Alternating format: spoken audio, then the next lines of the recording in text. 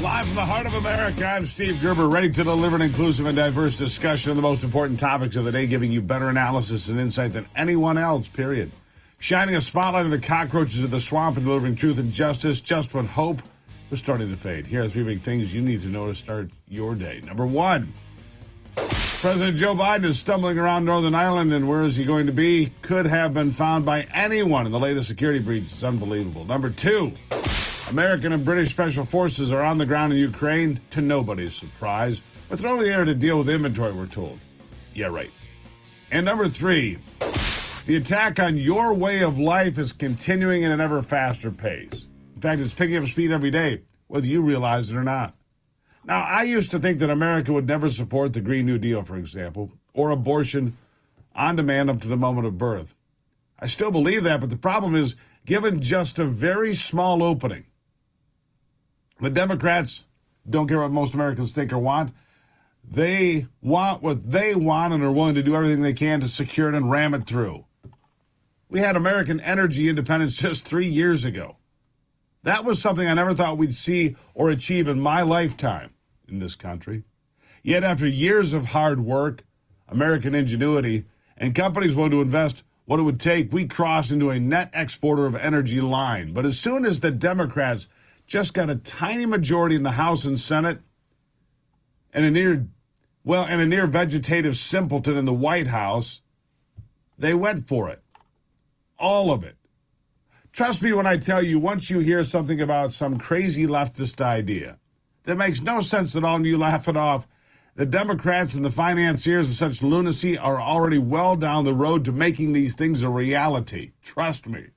Take, for example, this whole idea of turning America, one of the largest pieces of real estate in the world, into a place where only electric vehicles are driven. It's a totally ridiculous idea that mathematically makes no sense and won't work. Do you really think you're going to drive an EV from Boston to St. Louis without stopping several times? How about Flagstaff to Minneapolis? No, of course not.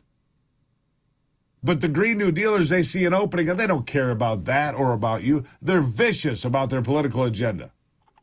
They'll run over anybody to get there, including ordinary folks like you and me. Republicans, meanwhile, are far too soft to do much good when it comes to guarding the fort of America. They're far too quick to fold. Do you ever remember Barack Obama folding? Do you remember Nancy Pelosi folding?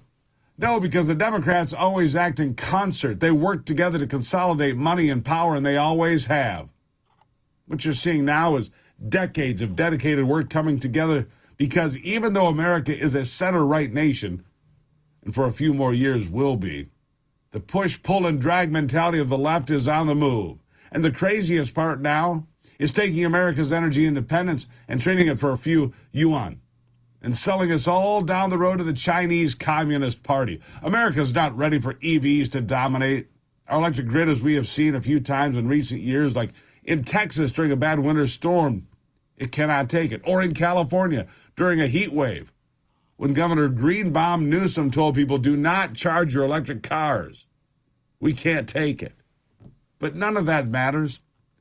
Only 5% of the cars sold new in this country are EVs, only 5%. None of that matters.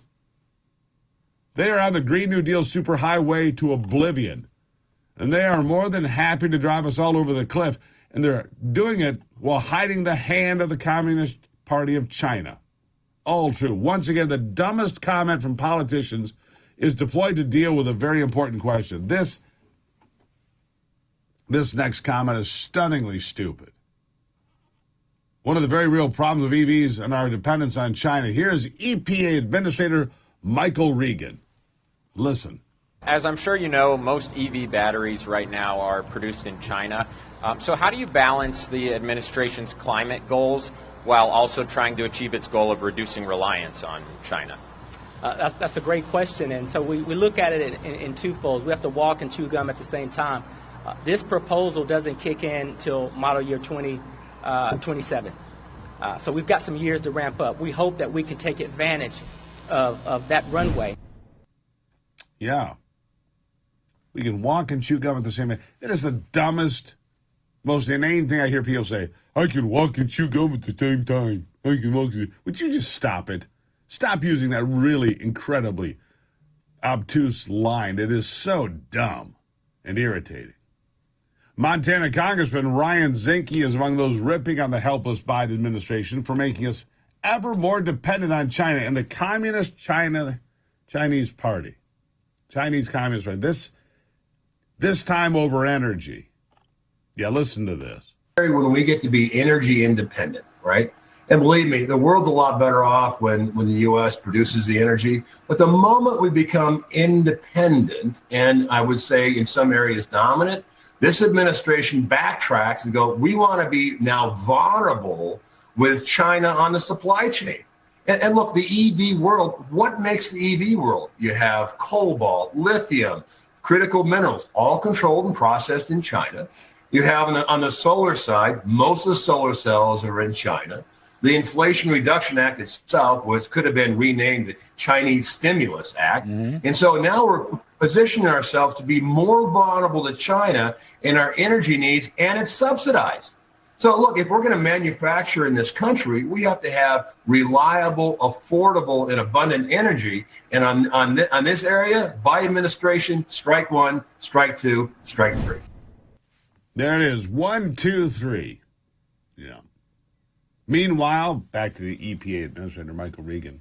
He may actually believe the unbelievable idea that destroying the American car industry is somehow not what the administration is doing, but rather just, giving companies a choice. We're not destroying anything. We're not destroying energy independence. We're giving people a choice, companies a choice. In 3 years to get there. Listen to this. And so when we look at this proposal and the opportunities to reach the very ambitious goals that we've set, we're not prescribing any mandates, and we're not driving any particular technology out of business, so to speak.